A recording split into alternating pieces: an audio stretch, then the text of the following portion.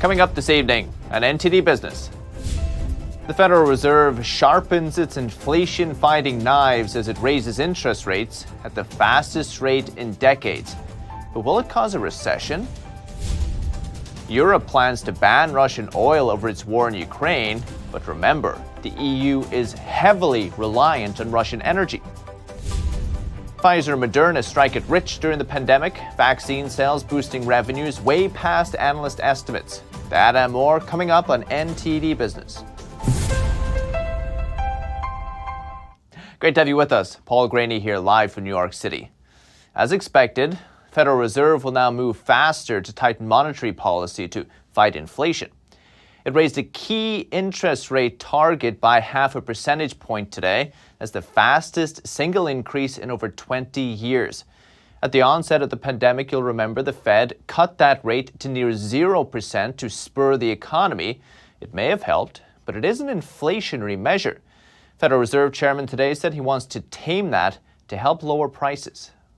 The process of getting there involves higher rates, so higher mortgage rates, higher borrowing rates, and things like that. The idea is to make it less appealing for households and businesses to borrow money because interest rates on that borrowing will be higher.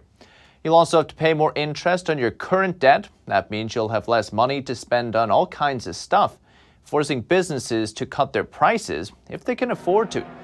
For example, if interest payments on your credit card debt go up, maybe you'll skip that Friday night takeout. Or if mortgage rates go up, maybe you'll have to wait a while to buy that first home.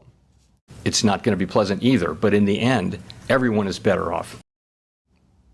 The risk of recession was the big talking point at today's press conference. Intentionally suppressing consumer and business spending could slow the economy that much. It's happened during previous Fed inflation battles. But Jerome Powell says he's confident the economy is strong enough right now. He's hoping the Fed can navigate a, quote, softish landing.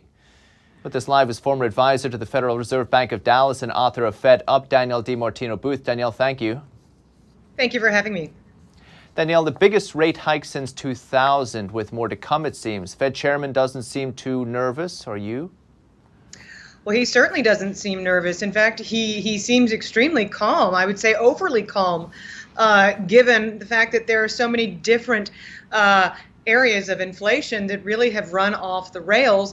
But he was clearly less concerned with inflation today and much more concerned with buttressing the stock market, which has just seen its best day in 2 years. Explain that to us. Well, during the press conference, which is where we get all the critical information, including his body language, he maintained over and over again that inflation was going to be slayed and that the Fed was going to be diligent and persistent. But at the same time, when he was asked about those mortgage-backed securities sales off of the balance sheet, part of the quantitative tightening, which is the other form of tightening that the Fed is trying to implement, he stepped back and he said, well, no, we won't actually sell them if we don't get enough Americans prepaying their mortgages for the mortgages to automatically roll off the Fed's balance sheet. So that set off one layer of the rally. And then the icing on the cake was, of course, when he said that 75 basis point, 0.75 percentage point rate hikes were not on the table, at which point it was the horse left the barn. Markets did not look back after that. It didn't matter what he said about inflation. It was clear that he was not looking out for Main Street, but rather he continues to look out for Wall Street. So you're saying even though we have this 0.5 percentage point increase, the Fed could be doing more, but you're feeling it's restraining itself out of fears for the financial markets? Absolutely. And I think that that's exactly how it was rightly interpreted. You saw bond yields come down. And if the market was concerned about tightening financial conditions, you would have seen bond yields rise, but that simply was not the case. So look, history will write the book. The Fed has done a lot of tough talking. I'm sure when Fed blackout ends and we get all the Fed speakers out of the gate tomorrow morning, that there'll be a lot of tough talk and rhetoric. But from what Powell said today, the commitment to really be rigorous and aggressive is just not there. He was asked about this. A reporter asked him, do you want the stock market to fall a certain amount to discourage people from spending money? He said that they don't look at specific areas like the stock market or other particular markets to gauge their policy.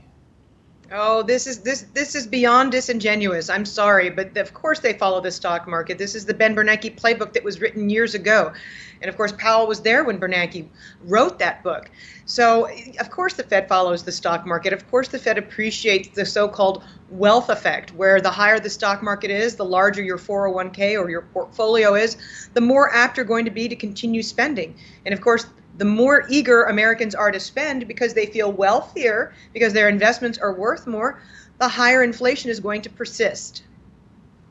He talked about his admiration for Paul Volcker, previous Fed chairman, who was incredibly aggressive in fighting inflation in the 70s and maybe intentionally pushed the economy into recession to bring down inflation. You feel the Chairman Jerome Powell won't take this approach? No, it was clear today, based on everything that he said, that even though he was talking a tough game when it came to inflation, because he wouldn't commit to being more aggressive, because he said, well, we're going to remain very data dependent. We're going to, we can't give forward guidance out beyond 60 or 90 days. So the commitment, even in a midterm election year, when the Fed is supposed to be even more apolitical than at other times when we're this close to an election, he was still not able to commit to a disciplined path of rate hikes on through the rest of the year in order to try and get the federal funds rate, the overnight rate, anywhere close to where inflation is, which is around 8%. All they did today was go from 0.25 to 0.75%. That's nowhere near where inflation is running. You think consumer prices could go even higher?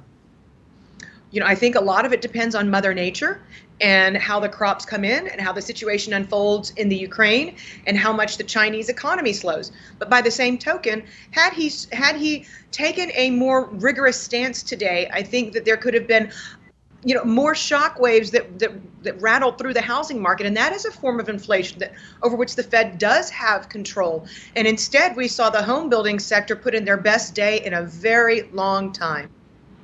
It's been an incredible rally. Danielle, I've got 30 seconds. What's the most important thing to follow?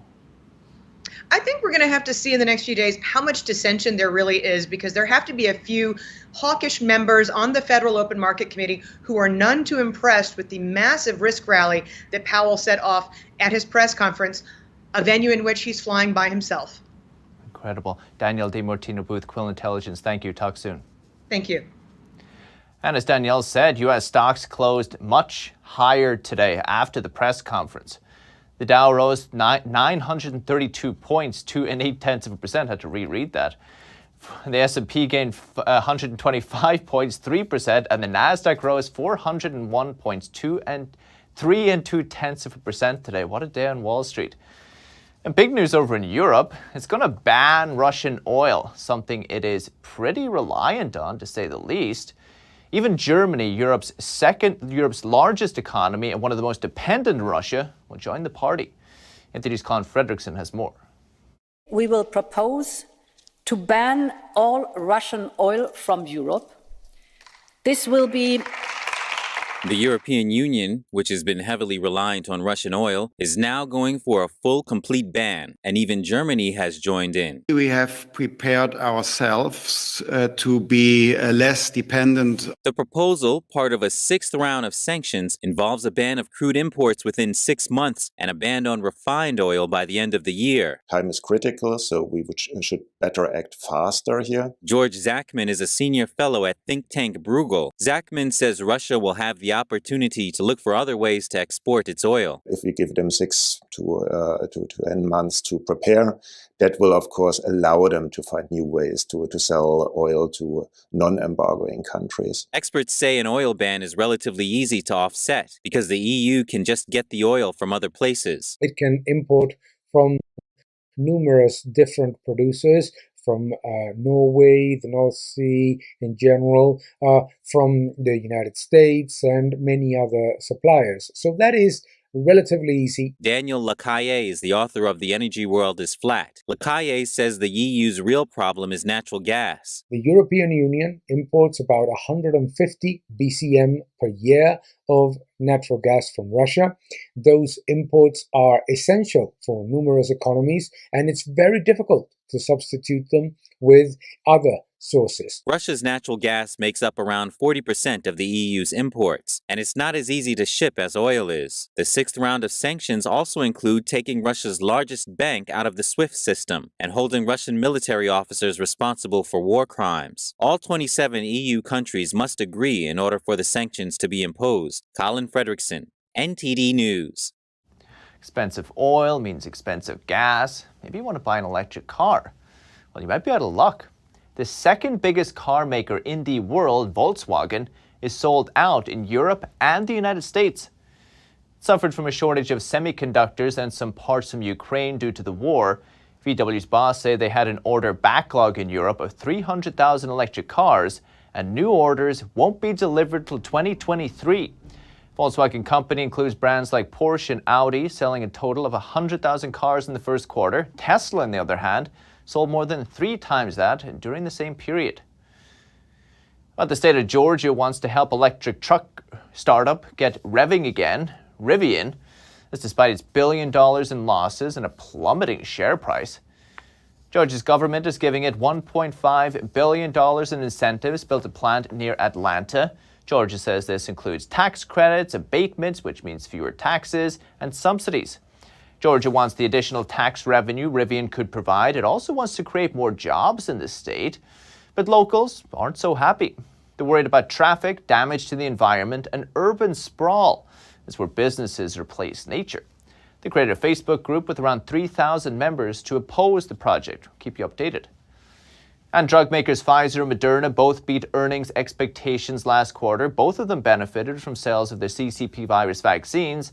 Moderna's net income tripled, while Pfizer's net income rose 60%. Pfizer took in $13 million in revenue from its vaccine, up $10 billion from the quarter before.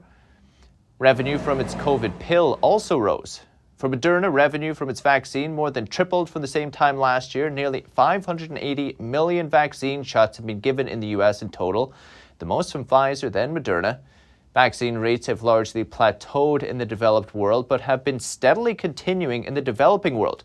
Globally, nearly 12 billion shots have been given. And the rise of hybrid working is giving a boost to home-sharing platform Airbnb. Its revenue rose 70% from a year ago, with its CEO saying guests are not only booking more, they're also booking more in advance and staying for longer. That's thanks to remote working. Millions of people are now more flexible about where they live and they work. And as a result, they're spreading out to thousands of towns and cities. And they're staying for weeks, months, or even entire seasons at a time. Stays of a month or longer continue to be its fastest growing category. It's tripled compared to 2019. And to put its money where its mouth is, Airbnb itself recently announced its employees can live and work anywhere. CEO himself also said he'll live on Airbnb, moving from one town to another every few weeks. The company topped 100 million bookings during the first quarter of the year. It's also predicting a better than expected second quarter. Summer travel. And Beijing authorities are scrambling to contain a surge in COVID cases. But how are they doing it? By closing down businesses and restricting people's movement. Locals not happy about it. So what are residents saying on the ground? Here's NTD's Don Ma. China is still trying to get rid of every single virus case across the nation. Authorities have now put the country's capital under partial lockdown. Concerns about the economy echoed among residents as Chinese stocks linger near 2-year lows. I am worried about the situation, but there is nothing to do about it. I just wonder how long is this situation going to last, and what will the economic consequences be? But it seems economic ramifications aren't going to hold back authorities, as Beijing shuts down a number of businesses and entertainment venues like gyms, theaters, libraries, shopping malls, and tourist sites. This is too much to bear for some. A woman is in tears as she voices her dissatisfaction with the restrictions. 我觉得最重要是人吧，我觉得是你看到一个以前拥挤的城市，现在是空旷的，然后你就会不自觉地想到这些人会怎么生存，然后我感觉到是一种很压抑的一种情绪吧。 Some residential buildings, offices, schools, and a university were also locked down. Locals are saying the restrictions are too much. Restrictions in Beijing are very severe. I can't even go eat anywhere. I feel oppressed. I did the PRC test every day and I know that I am not sick. I did not get infected, but I still feel caged like I was sick. I feel these restrictions are excessive. They make people agitated. They can't bear it. The latest lockdown curbs in Beijing are targeting public transport. The capital shut down more than a tenth of its transit network on Wednesday. That's equivalent to more than 40 subway stations and 158 bus routes. I can't go anywhere. I can't go home. I can't eat. I can't get into a restaurant, and they won't even give me food. It's very bad. It's been about a week now since Beijing's partial lockdowns began, with no end in sight. And in the past week or so, authorities have conducted 3 rounds of virus testing on 20 million residents in the city. Don Ma, NTD News. The lockdowns are hurting the earnings of American companies too, eating into everything from Teslas to lattes. Here's the CEO of Starbucks China, Belinda Wong. Net revenue in China declined 14% and sales comp declined 20% in Q2 versus last year after adjusting for the VAT subsidy, all from reduced traffic. We expect an even greater impact on our Q3 results due to the timing of the Shanghai lockdown and a further resurgence of the virus in other cities, including. Tesla's earnings also decreased, but Elon Musk said production in Shanghai is back to high levels already. He doesn't think supply bottlenecks will be a big deal. Other companies, from luxury goods makers to fast food restaurants, show the impact of lost sales and shaken confidence in recent weeks. Showroom stores and malls in Shanghai were shut, and as 25 million residents unable to shop online for much beyond food and daily necessities due to delivery bottlenecks. And an unusually early and brutal heat wave is scorching parts of India. Acute power shortages are now affecting millions as demand for electricity surges to record levels. NTD's Andrew Thomas has more. Supplies of coal at many thermal power plants in India are running perilously low, leading to daily power outages in several states. When there's a power outage, work stops and we sit idle. We still have to pay the laborers. Before, we could make more money because there used to be electricity 24 hours a day. The shortages are sparking scrutiny of India's long reliance on coal, which produces 70% of the country's electricity. The situation highlights India's pressing need to diversify its energy sources, as demand for electricity is expected to increase more than anywhere else in the world over the next 20 years, according to the International Energy Agency. Before, we'd lose power for maybe about an hour in a whole week, but now it's regular. It's gone for at least 1 hour. And how will there be any business? If there is no light, who will come and sit here in the heat? Who will come? Nowadays, people don't leave their homes anyway because of the heat. India recorded its hottest March since 1901, and average temperatures in April in northern and central pockets of the country were the highest in 122 years, the Indian Meteorological Department said. We don't experience this high temperature usually in March and April, so this is an abnormal year, undoubtedly. Temperatures breached 113 degrees Fahrenheit in 10 cities last week, although cloudy skies and rain could bring some relief soon. Andrew Thomas, NTD News. Incredible. Still to come. Stay with us. Inflation is causing more defaults among a certain type of borrower. Look at a new study. A family boutique celebrates 100 years in business. What's its secret to thriving for a century? That and more coming up on NTD Business.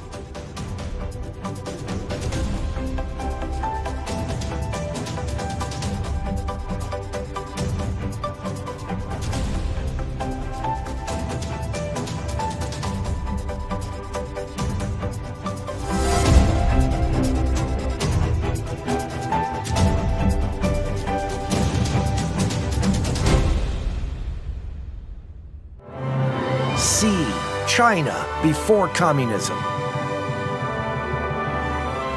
Behold, a splendid culture reborn, filled with beauty, majesty, and a powerful message of hope. Come see the performance that has touched the hearts of millions. Live on stage. Get tickets now at shenyun.com.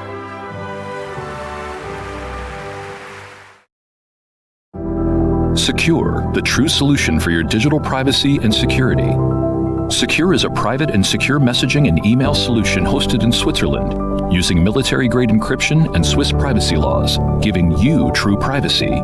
Secure is 100% private and does not collect or sell any of your personal data. Secure's Helix technology connects you securely to our Swiss servers without the need of a VPN, guaranteeing privacy and security for all your communications. Secure Messenger doesn't require your phone number or any personal data that hackers target. Chat by Invites allows you to chat privately and securely with anyone outside of your secure network without the need for others to download Secure. Secure Send offers you a private and secure way to email anyone outside of Secure. You won't find this level of privacy or security on any other email or instant messaging application.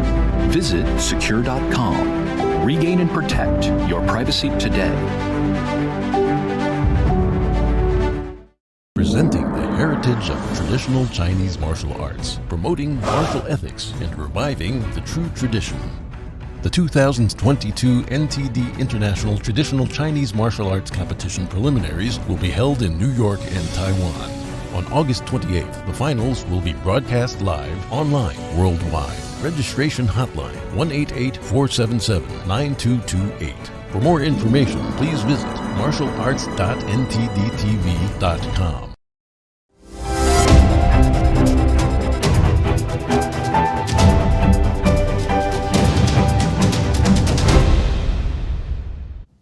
Welcome back. Soaring inflation is causing consumers with low credit scores to borrow more and default on their loans more often, according to a new study by credit agency TransUnion. Credit card balances and delinquency rates among people with low credit scores have increased the most since early 2021. That's when inflation really started gaining steam. Despite the increases, credit card delinquency rates among non-prime borrowers are still well below pre-pandemic levels. But the study found that these consumers are carrying more debt month to month than in the past 2 years, and now rising interest rates could make it more difficult for struggling borrowers because it'll make it more expensive to borrow money. And this is one. Intuit, the owner of TurboTax, has agreed to pay customers $141 million in restitution after allegedly steering them away from free tax filing services. Filers who use TurboTax's free edition for tax years 2016 through 2018 will get about $30 for each year they were charged when they should have been able to use free services. New York Attorney General Letitia James announced the settlement Wednesday, saying about 4.4 million customers were unfairly charged. James's office said it investigated after a 2019 news report accused TurboTax of steering eligible clients away from its federally supported tax filing products, but making them more difficult to find in web searches. Instead, it allegedly directed them to the paid version of the company's filing services. James said the tactic targeted low-income consumers. Intuit admitted to no wrongdoing in the settlement deal, though. And non-fungible tokens, or NFTs, don't seem to be doing too well. NFT sales are plummeting compared to last year. NTD's Phil Zoe reports. The non-fungible token, or NFT market, is falling apart. The number of daily transactions fell a whopping 90% since its peak last September. The number of active wallets for NFTs also fell 90% from its high last November. And a lot of maybe that initial charge towards easy money is dying off and people are looking for more utility. An NFT of the first tweet ever sold for $3 million last year, but when the owner tried to resell it this year, he had no luck. The highest bid was around $14,000. Adam Carlton, CEO of Pink Panda Holdings, a digital asset wallet, says that's an example of NFTs with no use case. People say, yeah, it's just a JPEG immortalized on the blockchain, versus many of these better performing NFT projects where, again, it's very tied to utility, it's very tied to community. There's actually, a roadmap of how things are going to progress on it. And so you're seeing a lot different realization. Even so, Carlton bought a collection of NFTs himself, spending tens of thousands because he loved the art, saying if the price falls, so be it. He's patient and in it for the long term. The level of efficiency that NFTs have should not be overshadowed by what's happening now. Noble Dracone is co-founder of NFT music company Band Royalty. The idea is that everything will be NFTs, from real estate, purchase transactions, to ownership of cars. This idea of the distributed ledger technology that allows you to codify data for a specific item that can then be traded and transferred almost seamlessly is what we've been looking for the entire time that we've been recording documents and paperwork. Both experts say NFTs that will stand out the most are the ones that are more than just an image, usually providing a service or some type of perk. Phil Zhou, NTD News. And finally this evening, running a brick-and-mortar clothing store is not easy. Many of these stores have either been crushed by competition from e-commerce or shuttered by the pandemic. But one family-owned boutique in Illinois is still standing tall and is now celebrating its 100-year anniversary. NTD's Faye Corder has the story. The same family has owned the Lake Forest Shop, a luxury boutique in Lake Forest, Illinois, for 3 generations. The store has weathered the storms of the past century and is thriving. Ellen Sterling, the owner of the store, fondly recounts how her grandmother, Margaret Baxter Foster, started the business. She was a woman who loved to shop. She met this woman named Coco Chanel, and she fell in love with Coco and the clothes. So she bought and bought and bought.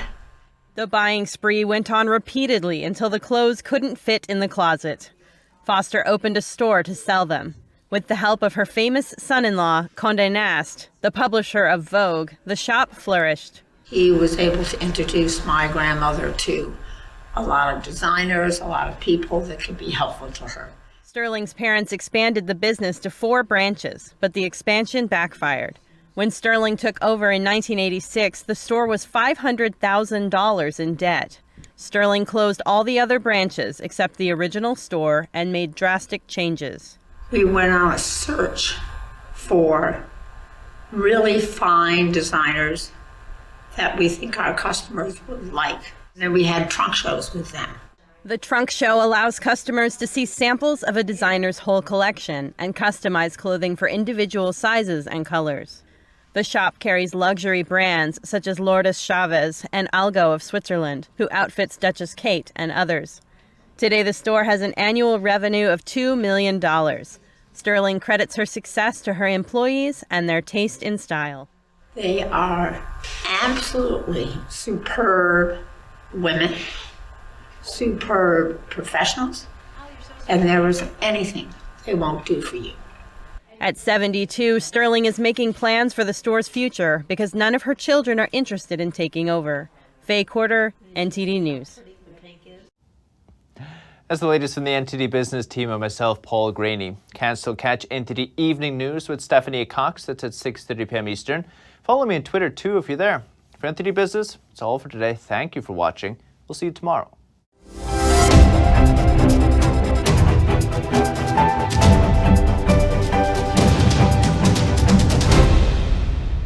Thanks for watching us on YouTube. Did you know YouTube only keeps selective videos on its platform? So if you want to make sure you get the full picture, just subscribe to our newsletter. Go to newsletter.ntd.com and sign up. It's free.